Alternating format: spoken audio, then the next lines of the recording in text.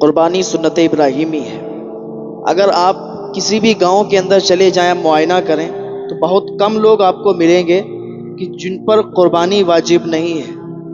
باقی اکثر لوگوں پر قربانی واجب ہے، لیکن صحیح طریقے سے ان کو مسائل کا پتہ نہیں ہے، کیونکہ عوام میں کچھ غلط طریقے سے باتیں مشہور ہوتی ہیں اور ان کو یہ پتہ نہیں چل پاتا ہے کہ قربانی ان پر واجب ہے یا نہیں، یا اگر واجب بھی ہے تب بھی وہ اپنی واجب ادا نہیں کر پاتے ہیں اور وہ کسی اور کے نام کروا دیتے ہیں۔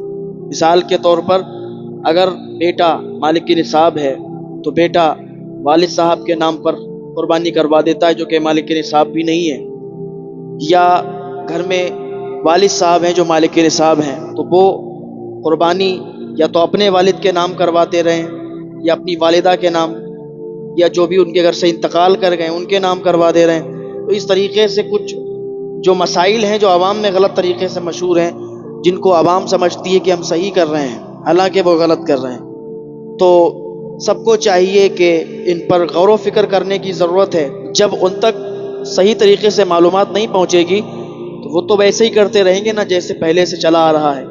تو ہمیں غور و فکر کرنے کی ضرورت ہے، جو غلط طریقے سے باتیں مشہور ہیں ان کو سدھارنے کی ضرورت ہے، کیونکہ قربانی کے ایام بہت نزدیک آ رہے ہیں اور انشاءاللہ زندگی رہی تو وہ دن بھی ہم سب دیکھیں گے کہ قربانی کے ایام آئیں گے۔ جو مالک نصاب ہیں جن پر قربانی واجب ہے وہ لوگ اللہ کی راہ میں اپنے جانور کو قربان کریں گے۔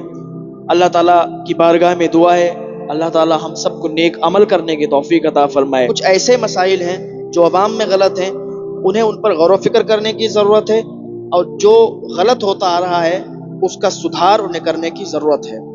ایک سوال ہے، سب سے پہلا سوال یہی کرتے ہیں کہ قربانی کس پر واجب ہے؟ تو قربانی ہر مالک نصاب پر واجب ہے، چاہے وہ بیٹا ہو، بیٹی ہو، یا والد ہو، والدہ ہو، گھر کا کوئی بھی فرد مالک نصاب ہے تو اس پر قربانی واجب ہے۔ مالک نصاب کون ہے؟ مالک نصاب وہ جس کے پاس 7.5 تولہ سونا یا 52.5 تولہ چاندی ہو، یا 52.5 تولہ چاندی کی قیمت کے برابر پیسہ ہو، یا حاجت اصلیہ کے علاوہ کوئی سامان ہو، تو وہ مالک نصاب ہے، وہ قربانی کروائے گا، اس پر قربانی واجب ہے۔ ٹھیک ہے، ایک سوال یہ ہے کہ قربانی کرنے والے کی عمر کیا ہونی چاہیے؟ کیا عمر کی کوئی قید ہے؟ دیکھیں، قربانی کرنے والے کی عمر کی قید ہے، نابالغ بچہ ہے یا بچی ہے تو اس پر قربانی واجب نہیں۔ ایک سوال اور ہے کہ جانور کے ایسے کون سے عیب ہیں جس کی وجہ سے قربانی نہیں ہو سکتی؟ کہ مستحب تو یہ ہے کہ معمولی عیب بھی نہ ہو۔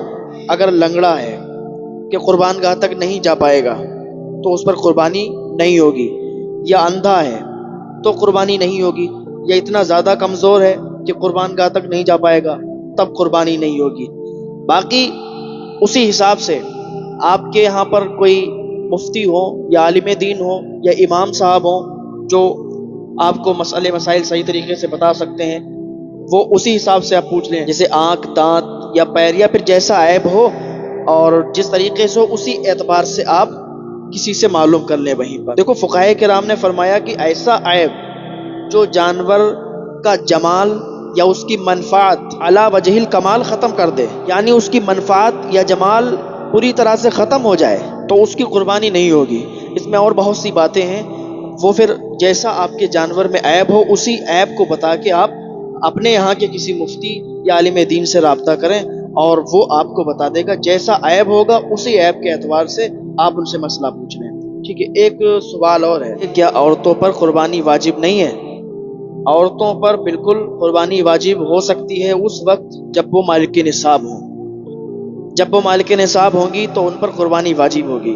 میں نے پہلے ہی بتایا ہے کہ عورت پر بھی قربانی واجب ہے، مرد پر بھی، جو مالک نصاب ہے عورت ہو یا مرد ہو اس پر قربانی واجب ہے۔ ایک سوال یہ ہے، کیا آن لائن قربانی ہو سکتی ہے؟ آن لائن قربانی ہو سکتی ہے، لیکن اس کی ایک صورت ہے، جیسے کہ آن لائن کا مطلب یہ ہے کہ کوئی شخص دور ہے، یعنی وہ یہاں نہیں پہنچ سکتا، جیسے سعودی عرب ہے، تو وہاں سے اب یہاں پر قربانی اگر وہ کروانا چاہتا ہے تو یہ آن لائن ہی ہوگی۔ تو کیسے ہوگی؟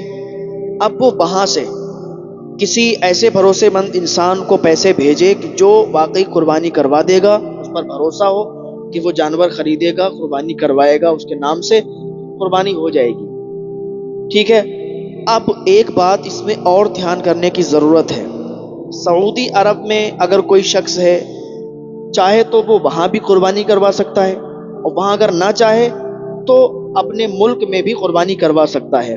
لیکن صورت یہ ہے کہ وہاں کا ٹائم اور یہاں کا ٹائم، جیسے یہاں ابھی قربانی کا وقت شروع ہو گیا، ٹھیک ہے، قربانی کے ایام آ گئے، وہاں پر ابھی قربانی کا دن ہی نہیں شروع ہوا ہے. تو اس میں یہ بات بہت دھیان کرنے کی ضرورت ہے کہ وہاں بھی قربانی کا وقت شروع ہو جائے اور یہاں بھی قربانی کا وقت شروع ہو جائے، تبھی قربانی ہو، وہی قربانی مانی جائے گی، وہی قربانی ہوگی.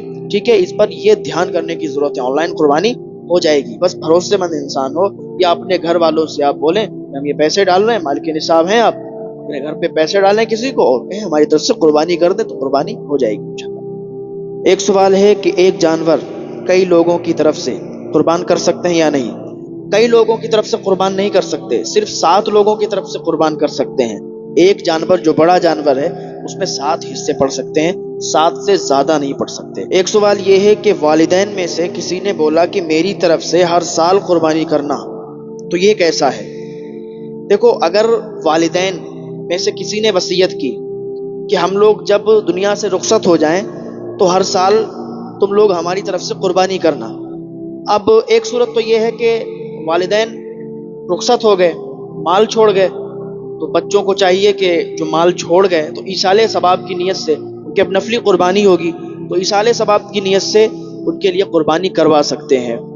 اگر وہ مال چھوڑ کر نہیں گئے، اگر بچے چاہیں تو ایصال ثواب کے لیے قربانی کر سکتے ہیں، یہ حسن سلوک ہے. لیکن ایسا نہیں کر سکتے کہ آپ مالک نصاب ہیں اور آپ نے اپنے نام کی قربانی کروائی نہیں، اور آپ کہتے ہیں کہ والدین میں سے کسی ایک نے یا دونوں نے وصیت کی تھی تو ہم ہر سال انہی کے نام سے کروائیں گے، تو آپ کے نام کی قربانی باقی رہے گی، اور اگر نہیں کروائیں گے تو آپ گناہ گار ہوں گے، کیونکہ قربانی آپ پر واجب تھی، مالک نصاب آپ تھے. پہلے اپنا حصہ لیتے یا پہلے اپنا جانور آپ قربان کرتے، نفلی قربانی ماں باپ کے لیے آپ کروا سکتے تھے. ٹھیک ہے. یہ دھیان رکھیں. اس میں بہت لوگ کنفیوز ہوتے ہیں. ہر سال کچھ لوگوں کو یہ معلوم نہیں ہوتا ہے نا کہ وہ مالک نصاب ہو کر بھی اور جو ان پر قربانی واجب ہے وہ اپنی قربانی نہیں بلکہ دوسرے کے نام سے قربانی کروا رہے ہوتے ہیں. یعنی مثال کے طور پر والد صاحب کے نام سے، یا حضور پاک صلی اللہ تعالی علیہ وسلم کے نام سے، یا دادا دادی کے نام سے، یا بھائی بہن کے نام سے. وہ یہ سوچتے ہیں کہ اس بار ہم نے اپنے نام سے کروا دی، اب ہمارا فرض بنتا ہے کہ بھائی بہن بھی ہیں، والدین بھی ہیں، تو ان کے نام سے بھی قربانی ہونی چاہیے. تو اگلے سال جب اگلا سال آتا ہے تو پھر اپنے نام نہیں، اور اس بار بھی وہی مالک نصاب ہے تو اپنے نام نہیں بلکہ والدین کے نام یا بھائی بہن کے نام یا اور بھی کسی کے نام وہ قربانی کروا رہے ہوتے ہیں، جو کہ بالکل غلط کر رہے ہوتے ہیں. ان کے نام کی ادا نہیں ہوتی ہے. ٹھیک. اگر مالک نصاب آپ ہر سال ہیں، ہر بار ہیں، تو آپ سب سے پہلے اپنے نام کی قربانی کروائیں گے. اس کے بعد اگر آپ کے پاس استطاعت ہے دوسرا جانور خرید لیں یا کوئی حصہ ڈال لیں، دوسرے کے نام کی آپ نفلی قربانی کروا سکتے ہیں. ٹھیک ہے. دھیان رکھیں، اس میں بہت زیادہ لوگ کنفیوز ہوتے ہیں. ایک سوال اور ہے